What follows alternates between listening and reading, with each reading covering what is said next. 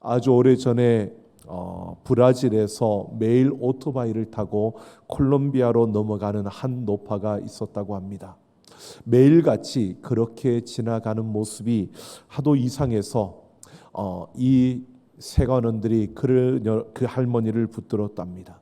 오토바이 뒤에는 항상 꾸러미 하나가 실려져 있었는데 아무리 검문을 해봐도 밀수하는 그런 물건은 없는데 매일 그렇게 다니는 그 모습이 하도 수상했던 것입니다.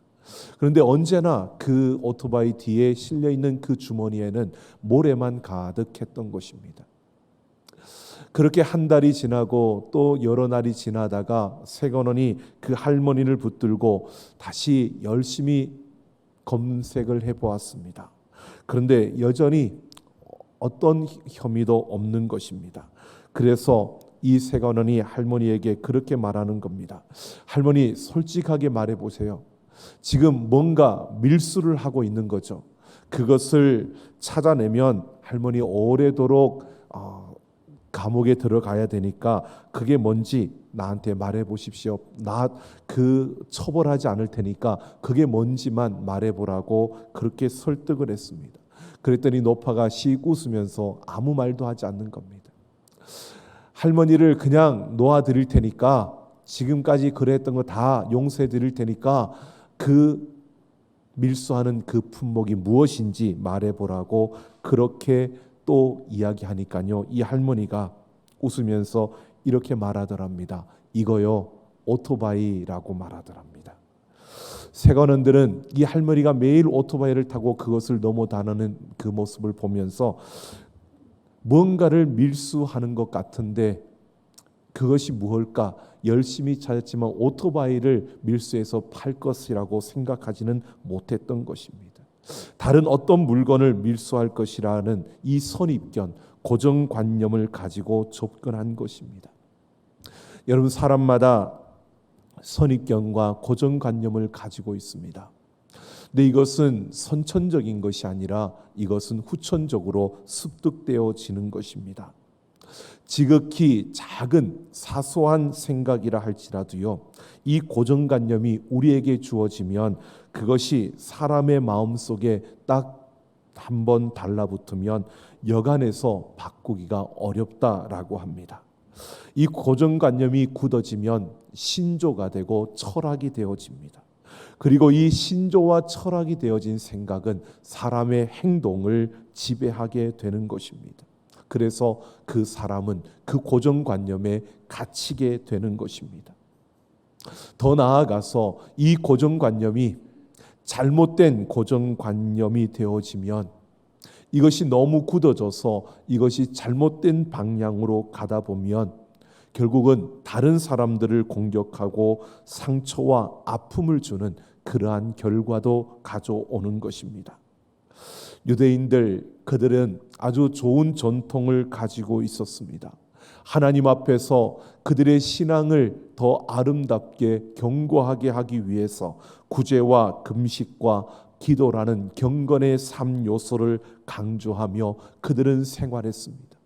이 전통은 그들에게 오래도록 계속해서 내려져 왔고, 그러는 가운데 바리새인들은 특히 그 중에서도 금식 생활에 대해서 굉장히 중요하게 여겼습니다.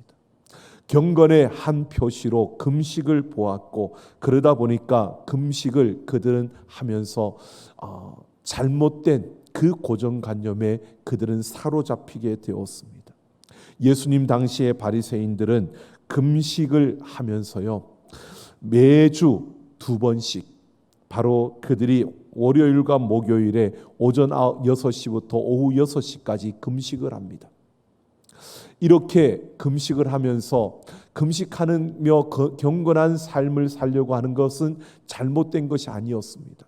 하지만 이렇게 하다 보니까 그들의 안에 생겨난 고정관념이, 그 선입견이 뭐냐 하면, 금식을 이렇게 일주일에 2번 하는 우리들은 경건하고 금식을 하지 않는 사람들은 경건하지 않다라고 하는 이 생각이 그들의 마음속에 자리를 잡았고, 그러면서 사람들과 비교를 하는 겁니다.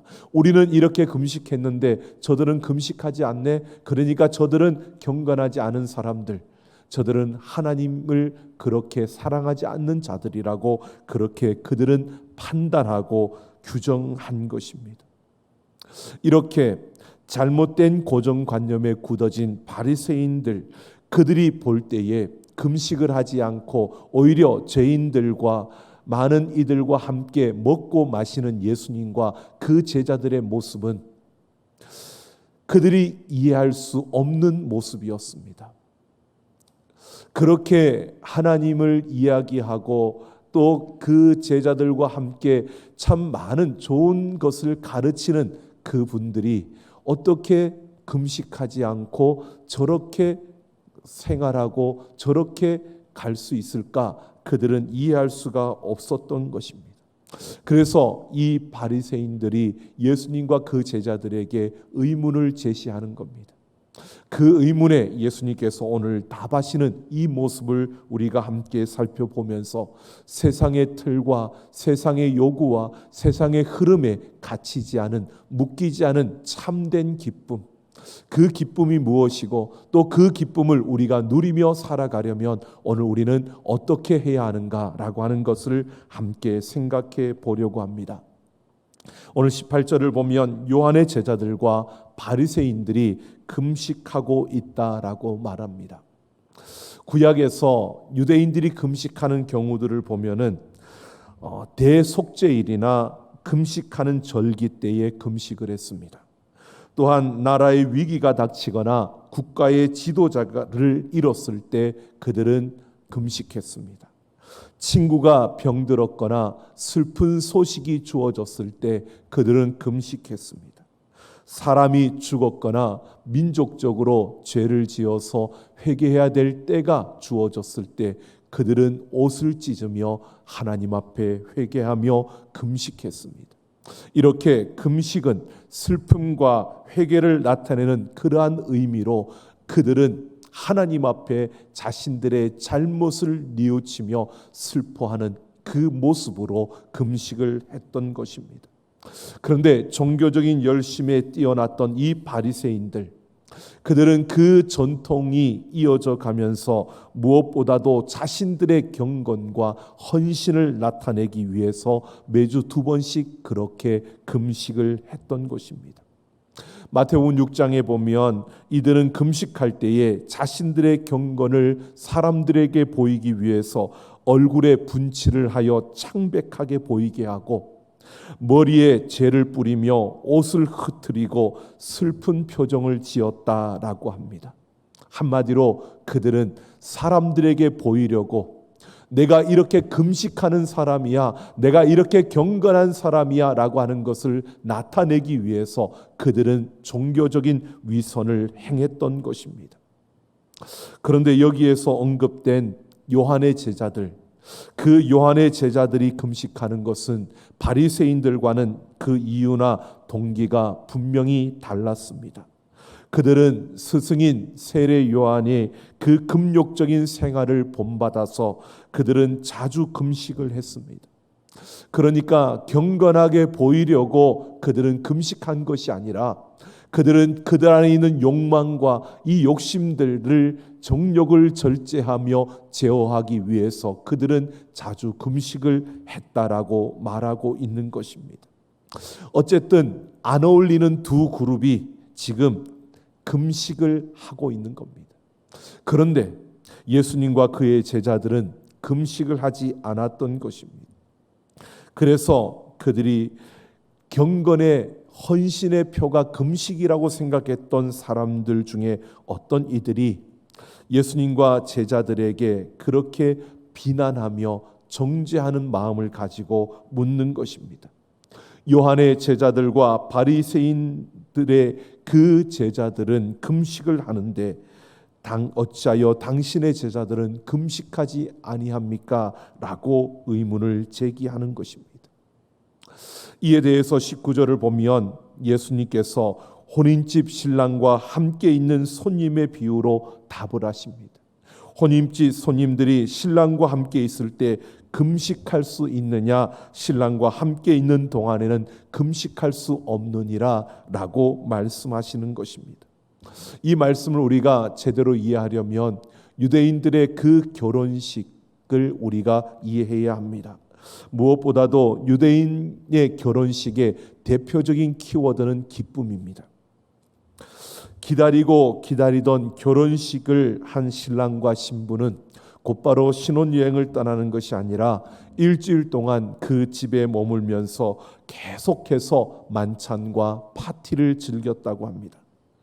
그 만찬과 파티의 자리에서 이 신랑과 신부는 그 어떤 때보다도 기쁨과 즐거움을 누렸던 것입니다. 이 기쁨에 겨운 신랑과 신부는 그 일주일 동안 왕과 왕비처럼 대접을 받으며 그렇게 파티와 그 기쁨을 함께 즐겼다고 합니다. 그래서 그 일주일은 그들의 생애에서 가장 행복한 그러한 시간, 가장 행복한 그러한 순간이라고 말하고 있습니다. 신랑의 친구들도 마찬가지입니다. 그 잔치에 함께하는 이들 또한 그 파티 내내 그들은 함께 즐겼던 것입니다. 그래서 유대인들 사이에는 이런 말이 있다고 합니다. 바로 결혼식에 가보지 않고서는 인생의 기쁨을 논하지 말라는 것입니다. 인생에 있어서 참된 기쁨은 바로 결혼식 직후에 일주일 동안 열려지는 그 파티 가운데 주어지는 그 기쁨과 즐거움임을 말해주고 있는 것입니다. 이런 결혼식의 모습을 알고 있는 유대인들에게 오늘 예수님께서 말씀하시는 것이요, 예수님과 함께하는 삶, 그 삶은 바로 기쁨이 충만한 결혼식 그 파티와 같은 그런 삶이다라고 말해주고 있는 것입니다. 그러므로 기쁨과 즐거움으로 충만한 그 자리에 바로 인상을 잔뜩 쓴 금식은 어울리지 않다는 것입니다. 그 어떤 것보다도 기쁘고 그 무엇보다도 즐거운 그 시간에 슬퍼하며 눈물 흘리는 그 아픔을 갖고서는 그러한 모습은 어울리지 않는다는 것입니다. 즉 하나님을 잘 섬기는데 금식하는 것이 잘못되었다라고 말하는 것은 아닙니다. 경건함을 위해서 금식하는 것, 그것이 잘못된 것은 아닌데 지금은 금식할 때가 아니라는 것을 말해주고 있는 겁니다. 예수님은 자신을 잔치집 신랑으로 오셨다라고 소개하고 있는 것입니다. 즉 구약에 예언된 메시아가 바로 온 세상을 구원하기 위해서 이 땅에 오신 것입니다. 귀하고 높으신 하나님이 낮고 천한 이 땅에 인간의 몸을 입고 오신 것입니다. 그 예수님의 모습을 본다면 그 하나님이 인간의 몸을 입고 오셨다라고 하는 이것을 보면 무겁고 슬픔이 느껴질 수밖에 없는 것입니다. 모든 백성들이 죽음으로 향하여 나아가는 그 걸음을 생각하면 참으로 마음을 찢으며 울며 애통해할 수밖에 없는 그러한 모습입니다. 하지만 예수님께서 그 모습으로 이 땅에 오실 때 예수님은 그 안에 인류 구원이라는 큰 기쁨을 품고 이 땅에 오신 것입니다. 예수님께서 인간의 몸을 입고 이 땅에 오실 때 예수님은 그냥 인간이 되어서 이 땅의 고통과 아픔을 맛보려고 오신 것이 아니라 이 땅에 죽어가는 인간들을 구원하시기 위해서 그 구원의 큰 기쁨을 안고 예수님은 인간의 몸을 입고 이 땅에 오신 것입니다. 그러니 그 신랑 되신 예수님은 무엇보다도 이 세상이 줄 수 없는 그 큰 기쁨을 품고 그 기쁨을 주시기 위해서 이 땅에 오셨다는 것입니다.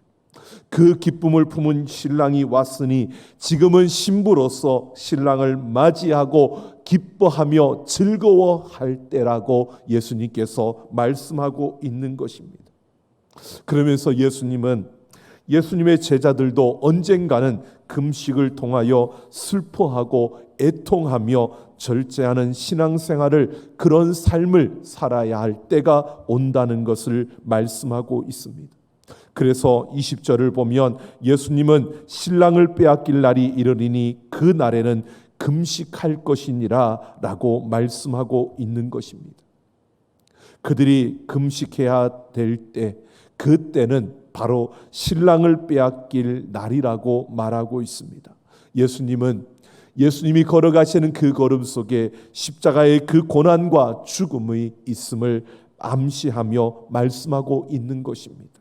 그때에는 예수님께서 십자가에서 죽임을 당하는 그때에는 애통하며 금식하는 것이 맞다는 것입니다. 그러나 지금은 그렇게 금식해야 될 때가 아니라 바로 큰 기쁨을 안고 오신 그 주님을 함께 맞이하며 그 기쁨을 함께 누려야 할 때임을 말하고 있는 것입니다. 그러나 분명한 것은요, 그 애통함과 그 금식이 영속적인 것은 아닌 것이요, 예수님께서 그 죽음 가운데서 부활하심으로 부활의 기쁨, 모든 슬픔과 근심을 변화시키는 부활의 기쁨을 우리에게 안겨주셨습니다. 그러니까 예수님은 이 기쁨이 넘치시는 신랑이며, 바로 예수님이 주시는 삶은 이 결혼식 파티와 같은 기쁨의 삶이라는 것을 우리에게 말해주고 있는 것입니다. 예수님은 바로 우리의 잔을 기쁨으로 채워주시는 분이십니다. 그 무엇보다도 큰 기쁨을 품고 이 땅에 오셔서 그 기쁨을 전하며 그 기쁨을 나누어 주신 예수님, 인생의 그 쓰디쓴 그 아픔과 그 고통을 맛보며 살아갈 수밖에 없는 인생들에게 이 세상의 그 기쁨과는 차원이 다른 참된 기쁨을 예수님께서 우리에게 안겨주시는 것입니다. 그 예수님이 오셨기에 기뻐해야 하고, 그 예수님께서 우리를 위하여 십자가에서 죽으시고 그 죽음 가운데서 부활하셨기에 우리는 기뻐해야 될 뿐만 아니라, 그 예수님께서 다시 오시겠노라고 우리에게 약속하셨기에 우리는 이 땅 가운데서 예수 그리스도의 그 큰 기쁨을 우리는 누리며 그 기뻐하며 살아가는 우리의 걸음이 되어야 함을 말해주고 있는 것입니다. 우리는 기쁨에 겨운 신랑이신 예수님으로 인하여 기뻐해야 합니다. 여러분, 우리가 세상을 살다 보니까, 이 세상에 있다 보니까 우리에게 어떠한 것이 주어질 때, 우리에게 어떠한 일들이 일어날 때, 우리에게 정말 소망하는 것들이 이루어지고 우리가 바라던 것들이 내 손에 주어질 때 우리는 기뻐합니다. 하지만 그 기쁨은 잠깐일 것이고 그것은 또한 사라지는 것입니다. 정말 우리가 기뻐해야 될 것은요, 예수 그리스도로 인하여 기뻐해야 되는 것입니다. 예수님이 나를 위해서 이 땅에 오셨고, 예수님이 나를 위해서 죽어주셨고, 그 예수님께서 죽음 가운데서 다시 살았을 뿐만 아니라 그 예수님이 마지막 심판의 때에 나의 신랑으로 다시 오신다는 이것이 우리의 기쁨이 되어져야 합니다. 예수님을 믿고 나아가는 우리의 삶에, 때로는 예수님께서 우리에게 이 세상에서 정말 좋은 것을 우리에게 안겨주실 때가 있습니다. 우리가 뭔가를 얻을 때가 있고 뭔가를 이룰 때가 있습니다. 그것 또한 기쁩니다. 그러나 그것은 예수님 손에 들려진 선물일 뿐입니다. 우리는 그 선물을 받는 것을 기뻐하는 것이 아니라, 어떠한 선물이 우리에게 주어지지 않더라도 예수님 그분만으로 기뻐할 수 있는 그 예수님이 우리에게 부어주시는 참된 기쁨을 우리 인생의 기쁨으로 삼고 살아가는 우리 모두가 되기를 예수님의 이름으로 축원합니다. 예수 그리스도, 우리의 신랑 되신 그 예수님, 우리를 바라보며 그 큰 기쁨을 안고 이 땅에 오신 예수님, 기쁨에 겨운 그 신랑처럼 우리는 기뻐하며 예수님으로 인하여 날마다 기쁨과 즐거움 가운데 살아가는 우리의 걸음이 되기를 예수님의 이름으로 축원합니다. 시편 16편 11절을 보면 다윗은 주의 앞에는 충만한 기쁨이 있고 주의 오른쪽에는 영원한 즐거움이 있나이다 라고 노래합니다. 여러분, 우리의 기쁨을 빼앗아 가는 것이 있습니다. 우리가 충만한 기쁨으로 이렇게 다윗처럼 영원한 즐거움이 있다고 노래하려면 우리는 죄로부터 멀어져야 하고 죄를 멀리해야 합니다. 죄는 우리에게서 자유를 빼앗아갈 뿐만 아니라 우리의 참된 기쁨을 죽이는 원흉이기 때문입니다. 주님 안에서 기쁨을 누리며 살아가려면 우리는 무엇보다도 죄를 멀리하며 이 세상 가운데서 우리는 더욱더 정결하고 거룩한 자로 살아가야 합니다. 여러분, 우리가 하나님의 자녀로서 예수 그리스도의 생명을 가진 자로서 이 땅을 살아갈 때요, 우리에게 진정한 경쟁력이 무엇일까? 여러분, 세상에서 많은 것을 갖는 것이 우리의 경쟁력이 아닙니다. 세상에서 높은 자리에 올라가는 것, 그것이 우리의 경쟁력이 아닙니다. 여러분, 세상에서 우리가 얼마나 많은 일을 했고 우리가 세상에서 얼마나 많이 인정받고 있느냐 중요합니다. 하지만 그것이 우리의 경쟁력이 아니고요, 영원한 생명을 가진 자로서 이 땅을 살아갈 때 우리의 경쟁력은 바로 기쁨입니다. 그 어떤 상황과 그 어떤 환경이 우리 앞에 주어지더라도 그 상황과 환경을 뛰어넘을 수 있는 그 기쁨, 이 기쁨을 우리가 가지고 있는, 이 기쁨을 소유한 자, 그들은 이 세상이 어떤 환경으로 우리를 몰아가더라도요, 그 가운데서 기뻐할 수 있는, 이것이 바로 우리 그리스도인들의 경쟁력인 것입니다. 여러분, 이 땅을 살아가는 우리들에게 이것이 정말 필요합니다. 예수 그리스도로 말미암아 기뻐하는 것. 그래서 우리 앞에 내가 원하는 것이 이루어지지 않더라도, 내가 바라는 것이 내게 주어지지 않더라도, 내가 원하는 그 자리에 갈 수 없다 할지라도, 여러분, 우리는 그것 때문에 좌절하고 낙심하고 그것 때문에 불평하고 원망하는 것이 아니라, 여러분, 그러한 상황 속에서도 예수 그리스도로 인하여 기뻐하며 즐거워할 수 있는 우리가 되기를 예수님의 이름으로 축원합니다. 지금 우리는 십자가와 부활 이 편에 있습니다. 그래서 우리는 단지 혼인집 손님으로 여기에 있는 것이 아니라 신랑이신 예수 그리스도께서 다시 오실 그날을 기다리며 그리스도의 신부로 우리는 이 땅에 서 있고 지금 우리는 살아가고 있는 것입니다.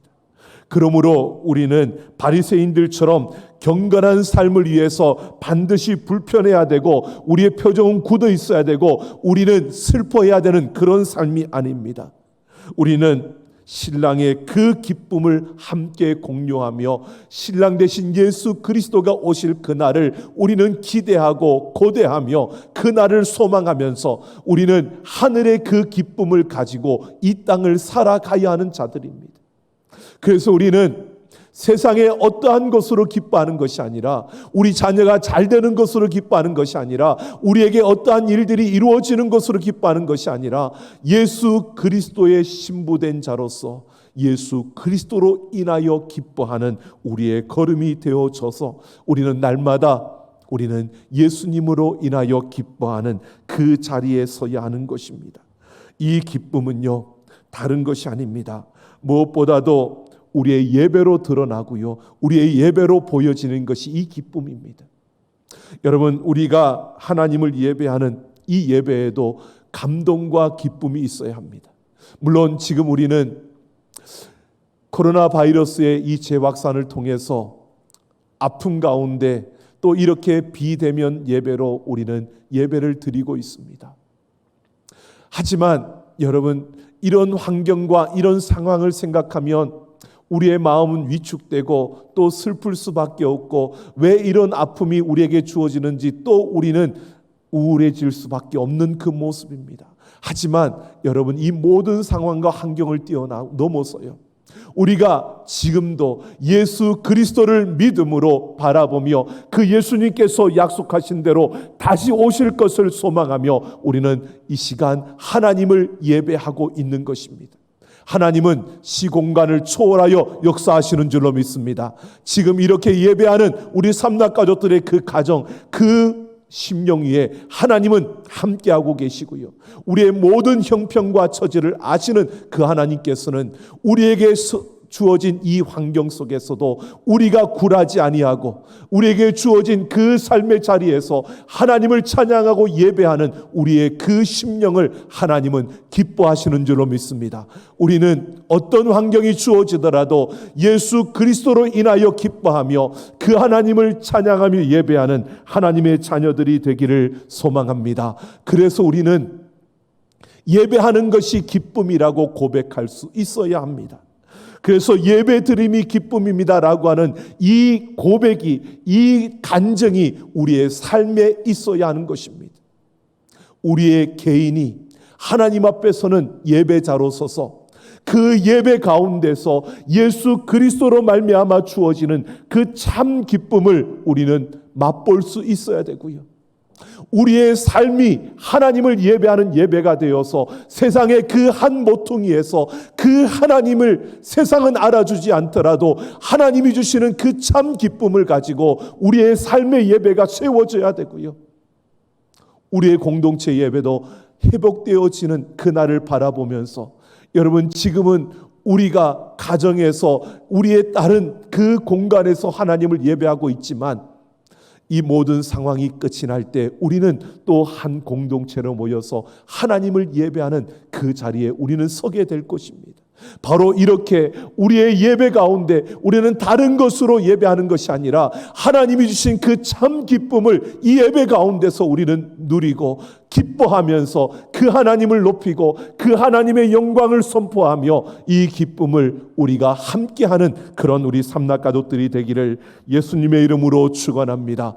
그래서 우리의 모든 심령 속에서 예배가 우리의 기쁨이고 예배 드림이 기쁨입니다라고 고백하는 이러한 아름다움이 우리 삼락가족들의 심령과 가정 위에 넘쳐나기를 예수님의 이름으로 축원합니다.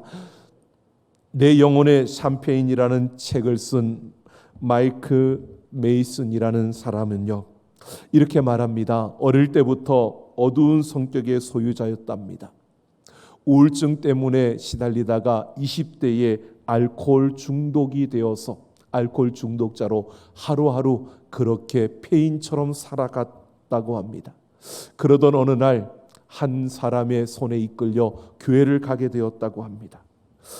교회에 가서 그날 목사님이 하시는 그 말씀을 들었는데 주 안에서 항상 기뻐하라라고 말씀하시면서 이것은 하나님의 명령이라고 말씀하시더랍니다. 그래서 그의 마음에 이렇게 생각했답니다. 명령이라면 선택이 아니라 필수네. 그러면 주 안에서 기뻐해야지. 그래서 그 시간에 이런 마음이 들었답니다. 내가 90일 동안 주 안에서 기뻐하는 삶을 살아보겠노라고 그렇게 결심을 했답니다. 그렇게 결심했더니 이렇게 주 안에서 기뻐하는 삶, 이것을 살아가기 위해서 내가 이 90일 동안을 해내기 위해서 어떻게 할까? 노트를 하나 마련해서요, 내가 어떤 일이 일어나지 않아도 주 안에서 나는 기뻐하는 자, 그런 삶을 살 거야, 이렇게 하고 내가 주 안에서 나는 기쁘다라고 고백할 때마다 내 삶에 어떤 일들이 일어나는지를 하루하루씩 적어가기 시작했답니다. 그렇게 기록하고 가는데 뭐 그렇다고 해서 특별한 일들이 일어난 것은 아니었답니다. 나는 주 안에서 기쁘다라고 고백하며 그렇게 하루하루를 지나갔다고 합니다.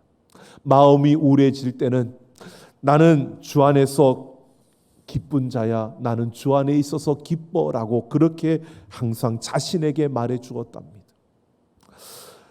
어떤 변화도 느껴지지 않고 그렇게 하루하루가 지나가서 90일이 다 되었을 때 그는 갑작스럽게 깨닫게 되었습니다. 자신 안에 있던 우울증들이 다 사라지고 만 것입니다. 그래서 그는 이렇게 고백합니다. 입이 웃으면 얼굴이 웃고 얼굴이 웃으면 마음이 웃고 마음이 웃으면 인생이 웃는다라고 말합니다. 여러분, 예수님 믿는다고 해서 우리 인생의 모든 문제와 고난으로부터 우리가 자유케 되는 것은 아닙니다. 이 세상에 있기 때문에 여러분, 우리는 어려움을 겪을 수도 있습니다.